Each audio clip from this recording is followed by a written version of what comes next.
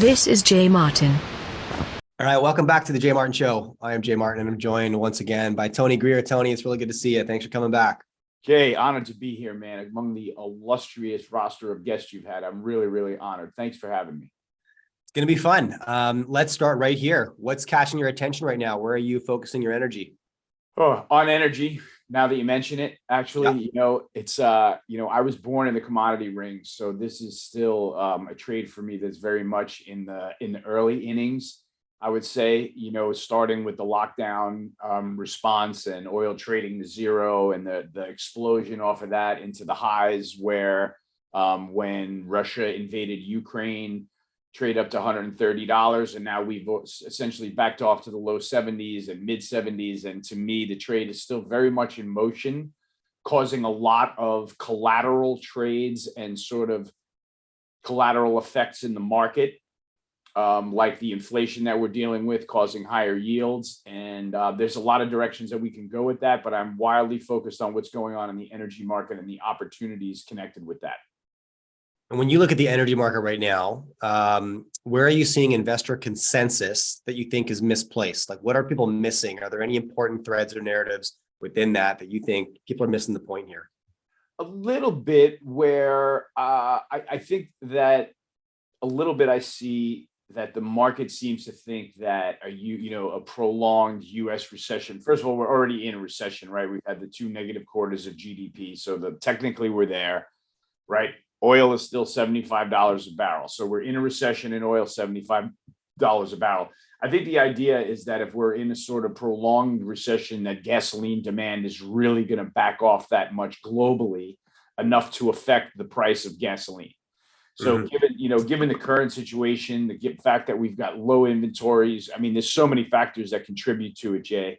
But with low inventories, an attack on supply by, essentially the West, both here in the U.S. and from the Biden administration and in the EU, causing a number of different crises, spilling into a number of different crises. And I don't mean to be cryptic, but I'm talking about, the fact that gasoline prices are still 3x what they were 2 years ago. That has caused, higher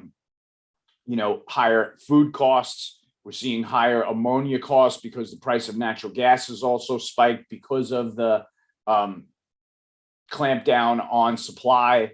So these are the things that are sort of filtering into the markets. We finally got to a place where we've got prolonged headline inflation that moved interest rates off of the zero boundaries. So that kind of plays into how the whole global theme works for me. And I'm really trying to focus on, I know I'm getting away from the topic here a little bit, Jay, but the thing is, I have a big thing right now that I'm focusing on, making sure that you're in the right sectors and also out of the right sectors because of the inflation that we're seeing. So I don't want to get too far of that. I should stay closer to the oil trade. No, okay. I'm happy to go down that rabbit hole. Prior to though, I want you to elaborate on the attacks on the supply front. So what do you see in there, Tony, that's notable and catching your attention?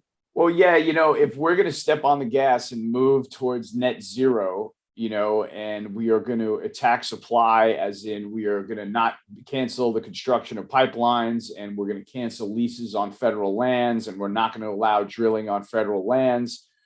This is the kind of thing that makes the shale producers say, okay, we are not going to be able to expand investments and therefore continue to get oil or gas out of the ground at the same rate. Yeah. So, that's something that I think that we're seeing both here in the U.S. Really, the ESG story is, as much of a scam as it is and as dangerous as it is, it's still got a lot of legs because they've got the support of the mainstream media. That becomes a little bit of a problem. But I'm really kind of in the Alex Epstein camp there, where if you're going to talk about going to net zero, you're going to talk about shutting down the machines that let us live in such a productive, civilized society. And that's going to mean that a lot of people, if you're going to take this energy away from both the 2 billion people that have abundant energy and the 6 billion people that don't, it sounds like a lot of those people are going to starve along the way. So that's the sort of nefarious forces that you feel like that are either behind this or the forces behind ESG that are blatantly ignoring this side of the story.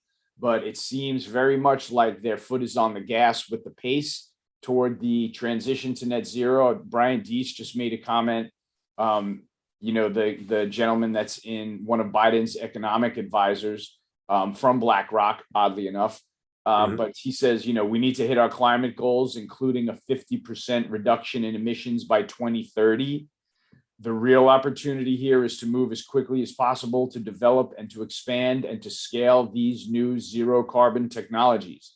So, despite the fact that we've already spiked energy prices from, where they were several years ago, despite the fact that we've got low inventories across base metals, aluminum, copper, across rare earth metals that are going to be necessary to build all this battery power, they still seem to be stepping on the gas in the direction of getting toward net zero. And it seems like a really, really dangerous pace to me. You said a few things that really perked my interest. One being that ESG is a scam, but it still has legs. And I completely agree with you. And I find most often we find that individuals are in the camp of ESG is the future because it's important, versus ESG is a scam, therefore it's going nowhere. And I find myself in the middle with you where I'm like, yeah, no, it's actually very fragile if you dig into like even step 2 of what a renewable world looks like from an energy standpoint. It doesn't make any sense, but the media and liberal governments at least are still going to push it forward. That's going to mean some things. So when you get into, like, you talked about the low inventory of all the base metals, I mean, are you referring to those that which would be required? For example, we start moving towards solar and wind and the same voices that are calling for an end of the fossil fuel era because we should all be on sun and wind. Are they going to be the same voices that are then going to be petitioning governments to permit every mine around the world so that we can get access to the copper, nickel, cobalt, lithium, silver, et cetera? Is that what you're referring to? Exactly. Right. How metal intensive that whole transition is, right? We are clearly taking the USA away from being the energy hegemon, right? We're trying to end the USA's position as the energy hegemon, pulling oil out of the ground and selling them for petrodollars. Right. That system has never been under more of a threat than it is now. As you can see, Biden and Saudi Arabia relations have cooled dramatically to the point where he got that fist bump at the curb in August, right? And not exactly the grand parade that Xi Jinping just got when Xi Jinping showed up in Riyadh. And then they had this embrace at the end of their meeting that they couldn't let go of each other. So it sounds like those two are making some serious deals together, and the Biden administration is not. So I guess, I don't want to get too far away from it, but it's like, the world is pivoting to a point that you have to acknowledge all of that. You have to acknowledge that, Putin just set up a system whereby he's selling natural resources for rubles and the price of the ruble is rallying.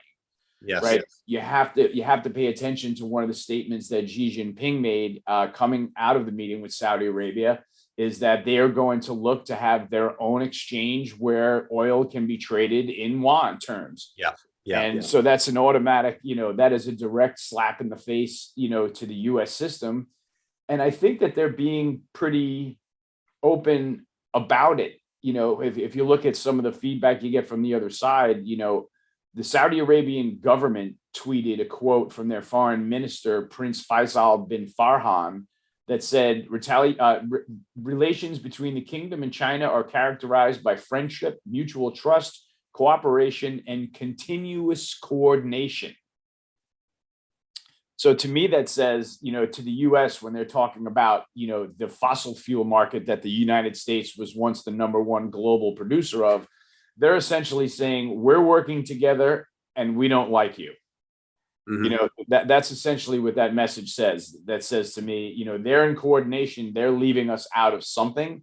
So, I feel that a lot of those forces don't get considered when you try to consider what the pivot to carbon neutral means and all of the battery power that is going to be necessary. It's going to mean that China is going to become the energy hegemon for the world. And we're going to be buying metals from China to make battery power. all over the world, and they're the country that's going to get rich in the process. At the same time, we can't forget that all of the metals and mining to build the windmills and the solar power, all of that is going to take a tremendous amount of fossil fuel to accomplish. Oh yeah. Right? Oh Right. yeah. We're pulling cobalt out of the ground here. We're pulling lithium out of the ground here. They're thousands of miles apart. We've got to transport the metal. We've got to create all of the battery power, et cetera, et cetera. I mean, it is fossil fuel intensive. And so if we're going to do that and attack supply at the same time, I see no place to go for the price but up, broadly speaking. We actually need to have a damn good recession.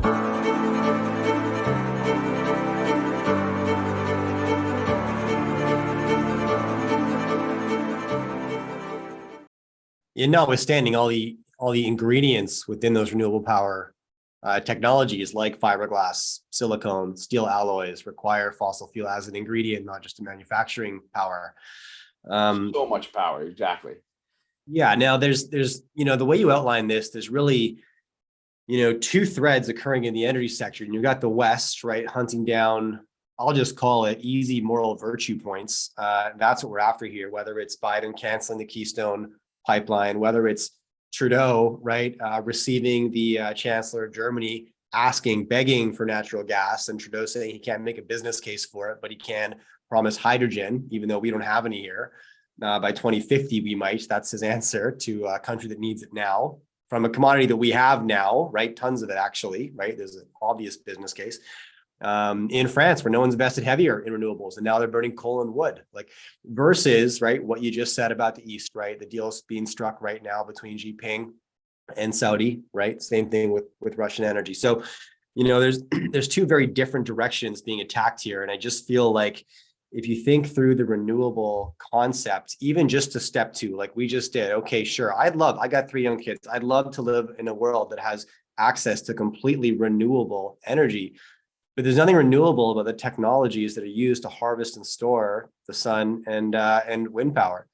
You only have to go to step 2 of that plan to see it doesn't make any sense, right? But no one's going to step 2 because they're not actually after solution. They're just after moral virtue. Correct? That's exactly so well played, so well pointed out, Jay. The moral virtue, we call it physics versus platitudes on the trading desk, essentially. Okay. And in my Slack channel, where Doomberg is a member, and I'm sure you know Doomberg, the team over there is wildly focused and awesome at explaining a lot of the complicated concepts of the energy market that is great for everyone. But here's a factoid. How about we made $3.8 trillion of investments in renewables here in the United States, and fossil fuels went from 82% to, wait for it, 81% of our overall energy consumption. $4 trillion, we moved it 100 basis points. You know what I mean? So it's like, if I feel like if you feel like something is being pulled over on you, at this point we should trust our instincts. Got it. Okay, so talk to me about your portfolio then. How are you playing this, Tony? What are you doing with your money? Where are you looking? So obviously, if I'm an oil bull, this portion of inflation is going to be with us for a while. Right. Yeah. So I'm kind of bullish on not necessarily the level of inflation, but the duration of high inflation because of this attack on supply that seems extremely persistent and only ever getting stronger. From my vibe that I get, like I don't sense that the West is stepping off the gas in any way. Right. So if that's the vibe that I get, this attack on supply, we have a generally bullish stance on oil. We're going to see headline inflation for longer. It's going to mean higher rates, right? So my big trade is actually the great rotation, where over the next 5 to 10 years, we're going to see a lot of money pile into the energy and commodity sectors and pile out of the technology sectors. And I've sort of never been more sure about it than seeing the, Sam Bankman-Fried FTX blow up on the tape. That we are entering a different realm for technology altogether. But that's a totally separate argument. But my point being, that with rates rising, you've got to be out of the technology sector of the market and in the natural resources sector of the market. So my great rotation is being long the Bloomberg Commodities Index and short the Qs or the NASDAQ, right? Yeah. So that rotation has panned out this year. If you look at year-to-date performance, you've got, sectors like XOP, oil and gas, exploration and production, XLE, that is, and say oil services, OIH, that are up north of 60% on the year, right? And then you've got sectors in technology like software, internet stocks, cloud storage that are down 30 and 40% on the year, right? And all of that's happening because of the move in interest rates off the zero boundary. At the zero boundary, the growth stocks, the internet companies can finance their growth ad infinitum, right? Cheap liquidity, cheap money, just like everybody else. And now that we've got rates off the zero bound, that game is over for them. So it kind of coincides, in my opinion, with a much larger social pushback against technology that I feel like, is finally taking place, against the intrusion of Facebook and sort of the censorship of Twitter and things like that are going on finally. So I feel like that goes hand in hand with the stocks backing off their highs. And so my plays from the long side have really been focused on being long refiners. Okay, if you want to go over that trade real quick, Jay, the refiners are set up to be in the earnings catbird seat for years to come. They generally, their margin is basically can be described as a crack spread, which is the price that they get paid to crack 3 barrels of oil into 2 barrels of gasoline and 1 barrel of diesel fuel. Okay. So the crack spread historically has been in a sort of, call it a $5 to $15 range that the refiners can earn by cracking crude oil. Okay. That spread, because of consistent gasoline demand, high refinery capacity, and much less exploration and production going on, that crack spread blew out to a high of about $60. Oh, wow. And Okay. has since settled in a range of about $25, $35 in the most recent time span. But still, that's a multiple of the margin that they've been able to earn for the last several decades, right? So this 10 to 15 is like a multi-decade average. Is that where that number? Yeah, if you look at if you look at the 3-2-1 crack spread historically, which is the one I just described, you'll see that, call it for the entire Trump administration and going back further, that was a $5 to $7 item for the most of the time. There were spikes into the $12 range when the cyclical economy got strong, et cetera, and then right back into the $8, $9 range. And that was because there was so much capacity. Okay. Right. There were so many drills in the ground. There was so much more refining capacity. And we were basically at the peak of the U.S. energy renaissance at that point. So now with this clampdown on production, we've created that scenario for refineries. And if you look at names like Marathon Petroleum, Valero, Delek, all of those names have had unbelievable years and look like they're beginning really long-standing secular uptrends. So that's part of the trade that I'm going to try to stay with here. And when you say you're long these names, what's your time horizon for long, Tony? Great question, Jay. I'm a tactical trader. So when I put a position on, I'm immediately conscious of, a level of where I want to get out and a target level where I think I could take profit. Right. Yeah. So my job and all I've been doing during this entire energy rally has been, trying to gauge when to step in on dips and, put money to work in these sector ETFs like XLE, XOP, Marathon Petroleum, the refineries and names like that. Yep. Those are names that I'm selling that I'm trying to buy when they dip into moving average support and get dramatically oversold and sentiment gets negative. And then the fundamental dynamics of the oil market and the gasoline markets take over. Energy rallies again, and these stocks keep going within their trend. Mm-hmm. So that's been sort of my tactical trading. So you look for my time frame, Jay, and it always changes because I leave a trailing stop if I get long and a trade goes my way, right? As soon as the trade starts going my way, I'll raise my stop loss to break even. And at times, the trade will continue running in my direction. And rather than pick a level where I think it's going to stop, because as a trader, I have no idea. As a mere mortal, we have no idea. So I leave a trailing stop loss to kind of protect my profits going the whole way up. So as you can see, sometimes that keeps me in a trade for 2 weeks, and sometimes it keeps me in a trade for 18 months. Yeah.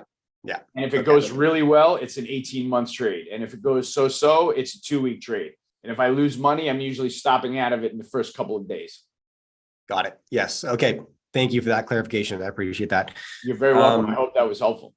Yeah, definitely. So the 3 points that you brought up there, we're going to continue to see higher inflation numbers. I'll take that to mean you don't think we've hit peak inflation yet. Rates are going to keep going higher, and these two things are going to force a rotation into commodities. One way you're playing that is by going long refiners. Any other ideas you're looking at? And did I get that right, by the way? Yes, you did. You did. Absolutely, you did. I wanted to kind of, sort of introduce the idea that, it's all kind of predicated on, the attack on supply, being there, right? So that Okay. as long as we remain consistent with that, this is the trade I'm sticking with. If the Biden administration or the next administration, whoever that might be, came out and said, drill, baby, drill, this trade is turned on its head and everything changes. I just want to make sure that, we know what the risks are to this type of trade. Got it. Yeah. Okay. That makes sense. Outside of anything else in the commodity sector that you're looking at right now, Tony? Similarly, without going too far in depth, similar to the setup in oil and gas, where you've got low inventories, you've got, broadly speaking, tight spreads that are in backwardation, et cetera, et cetera. The metals and mining industry sets up very similarly to the oil industry. It just seems like metals and mining trades are a little bit more beholden to the dollar. So if metals and mining are going to perform and metals are going to rally, you probably need the dollar to be selling off and the euro to be strengthening. Mm-hmm. Now, we may have turned the dollar index trade because it does seem to have broken all its moving averages, it violated trend for the first time. So that might be that might be a tailwind to that trade. But at this point, we don't really know yet. But I still think industrial metals and mining, base metal miners, names like Alcoa, names like Freeport McMoran, Century Aluminum, those names I think are set up for success during this run in natural resources as well. So let me ask you about an idea that I've been thinking about. You kind of hinted at it here, that the dollar trade's getting a bit long in the tooth. I mean, it's definitely the most overcrowded trade in the market right now. And why is that the case? Like, people flooded there because the sky was falling in every corner we looked, and you go to the safe haven asset class in that scenario, which has been the dollar until it starts to turn into a bubble, which it kind of looks like it has. And so the reason to be in that trade is no longer valid if it's getting too frothy. And so will investors begin to jump ship? And if so, where would they go? And my thought is that they're going to carry the same rationale into the next trade, which is they're going to look for safe harbor and stability. But where can they go next? So do you think that thought process is somewhat reasonable, or what do you think? I do think that's reasonable. I would overlay that, the dollar strength was a function of interest rate differentials, right? We had rising yields here in the US to the point that we basically broke the gilt market, right? And the dollar strength basically put, such a hurting on so many other currencies like the pound and the euro, and especially the yen. If you've seen that chart, I'm sure you have. So we woke up the Bank of England when the gilt market went bidless, right? During that brief period that Liz Truss was in charge and they had all that chaos. That was really a function of dollar strength, right? And money flowing out of the UK, and the UK, bond market not wanting to pay a certain interest rate. So the Bank of England had to intervene. That was at the peak of the dollar index, right? And also obviously at the dead ball low of cable versus the dollar, around par, right? From there, a little bit later, the dollar kept mowing along and got to about $150 yen and woke up the Bank of Japan, right? And that's the second central bank that came in and intervened on behalf of their currency. And we haven't seen those highs in the dollar since, right? So it's really, really a signal that those central banks stood their ground up there and drew that line in the sand. And then it took a while because the trend was so positive and interest rates is such a powerful differential here in the US versus, Europe, Japan, et cetera. But the dollar index finally curled over, and now it's making technical headway to the downside. So if that happens, I see a really, really bullish scenario for commodities, right? Okay. You're going to see metals and mining get on their horse. It'll definitely help the oil price. It's obviously, it's finally turned gold. Gold was a one-way train, 7 months in negative territory in a row, all while rates were rising. And now all of a sudden rates may have peaked out in the short term, the dollar turned and gold turned. Gold got back up above its moving averages and started to perform a little bit. So we'll see if that's sustainable, but that's also a trade that's worth keeping an eye on. Okay. I'm watching that one too. And for similar reasons, as you just mentioned, Tony, this has been fun catching up with you. I'm glad we can make the time to do it. I want to send people to tgmacro.com, but expand a little bit. Like, what do people find there, and talk to us about what you're up to? Yeah, sure. I start now with, I just started a Substack page, tgmacro.substack.com. And I just literally started it a week and a half ago, but I'm going to be putting out all audio and visual commentary on the markets there. You can go to tgmacro.com, and there are samples of the newsletter there, the Morning Navigator, that goes out 4 days a week, and has a growing audience. And it's been a tremendous year for that. Thank God. And the next level of service that I offer is basically participation in the TG Macro Slack channel, which now is upwards of 150 completely mad super traders trying to figure out what's going on in the markets on a daily basis, with a little bit of a team effort there. So all of that is visible and available on tgmacro.com. There are samples of the newsletter.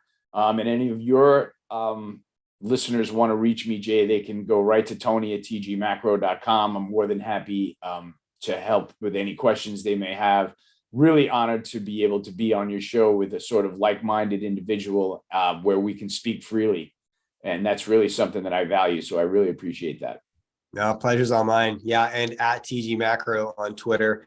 Did they get to chat with you on the Slack channel, Tony? Yeah, I'm in there. Yeah, the Slack channel goes 24/7, man. It is like I created a beast that outgrew me. I find myself having to keep up on it a lot of the time too. We have people, I have guys on oil rigs in Singapore. I have guys living in high-rise apartments in Moscow. I have guys in Dubai. I mean, it is a diverse group, and I treasure it. No doubt. Very cool. Okay. Well, I recommend people check it out. Thanks again for your time. As we chatted about before I hit record here, I hope to see you at our events, January 29th and 30th in Vancouver. I'll make sure you have all the details. And if you can make it, we'll create some cool content together. But in the meantime, appreciate your time. I'll keep my fingers crossed on that, Jay. If we don't this time, we definitely will the next time for sure. We actually need to have a damn good recession. The Russian economy is a gas station run by the mafia. $41 trillion has been created out of nothing. There's a stranglehold in China on most of these resources. The outlook and fundamentals for the metals remains very, very strong.